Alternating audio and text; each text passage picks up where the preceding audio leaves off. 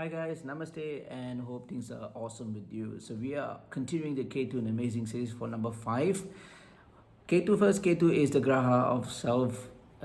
It extrapolates, it tries to understand why things are in such a way, and it is self-discovery. Okay, it is highly spiritual. They always try to know why things are happening. There's a little bit about Ketu. Of course, you can talk on and on and on, but just to give you a gist of it, it doesn't like what are superficially presented out there. It needs to know why by itself. Self-understanding, self-realization.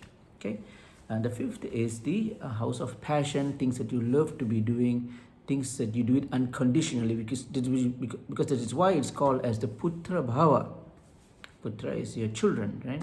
You love them unconditionally, so which is why it's aptly called as that.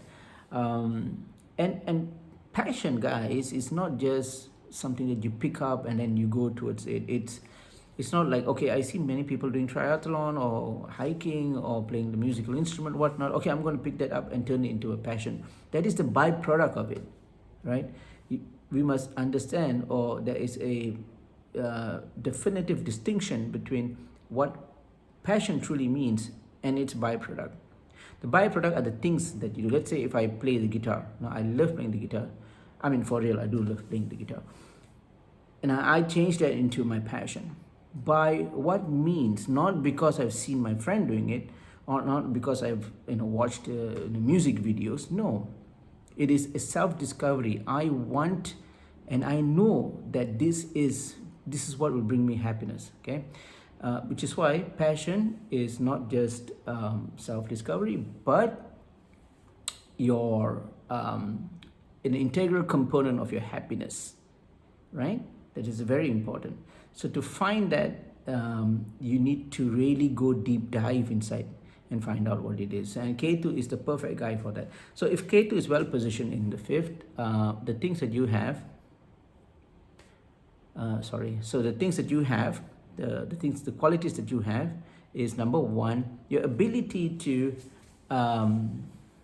say, how can I put this? So whatever that you touch, whatever that you do on a day-to-day basis, right? You put your heart and soul on it.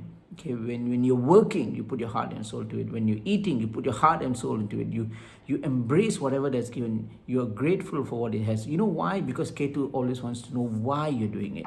It is not just a job. It is not just a task. It is not just a routine. But there are meanings to whatever that you do. So you can imagine if you put God as the focal point in everything, and that creates such a positive experience in your life, isn't it? So even the tiniest thing, even what we deem as insignificant, maybe you want to grab a lunch or something, no big deal. But for Ketu, it is a big deal, right? You must respect that task. And by doing so, of course, we find positivity arriving at our doorstep. So that's number one. Number two is it doesn't like social acceptance, instant gratification, which is a plague, right? As big and great and as stupendous as COVID-19 is social acceptance and instant gratification, right? You go somewhere, you post it on the social platforms. You want to get that likes and hearts and whatnot from the others. Then you feel nice. It is a psychological insecurity for the most of us. We all go through that. For some people, it gets into serious problems. Of course, if you really want this to be happening, you want anything, you want it to be now, and you also want people to comment in every of your postings. You want to show how your life is. You want to, you go for travelings. You bought a new car. You want to show that to the whole world.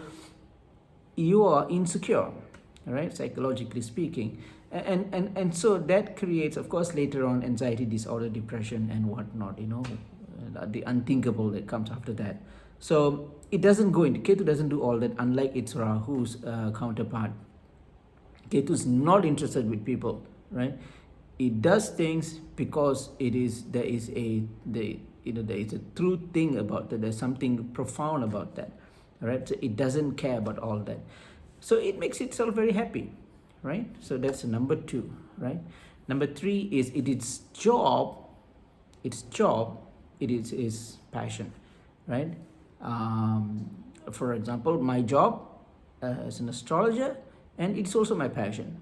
So it is, I don't find it, I mean, when I wake up in the morning, I'm not going to hit the snooze button and sleep, because I'm excited to wake up. I'm excited to see the things around me, and I'm excited to do videos and whatnot, and try to connect and establish a relationship with my clients, trying to solve their problems, whatnot. This is what I love doing, right? So Ketu in the fifth have this quality. They pushes people, they align people to their passions, and creates a pecuniary interest, makes a job out of it. Okay, so that is the third quality for Ketu in the fifth. Number one, I spoke about the touch. Whatever they do, they put their whole heart. Number two is social acceptance, instant gratification thing. The third is their job is their passion. Okay. Number four is an interesting thing. Okay. Number four is its ability to locate your passion. Remember, I was saying a passion is an integral component for your happiness, not just doing the things like triathlon or whatnot, right? Things that people do. That is the byproduct of it. The true meaning of passion is to find happiness within yourself, things that you really like to do. So Ketu has this great thing of not choosing the mind, instead it chooses its heart, because it knows that true passion dwells in the depths of your heart and not in your mind. The mind is continuously a barrage of an external opinion, an external understanding. They do not provide an avenue for you to choose. The proper way of choosing your passion is, exploring the depths of your heart, right? It gives you, Ketu in the fifth gives you that great understanding of it. Okay, so that's number four. And the fifth one is what I call as the intuitive. This is more of a karaka. Okay, this is like, it has an intuitive third eye sense of it. It knows what things are. It sort of understands before the things happen. Intuition is like the birds will fly away, if there's a seismic activity or some kind of volcano, or the ants would know if it's going to rain, that kind of stuff, right? Intuition. Ketu in the fifth gives a person high intuition.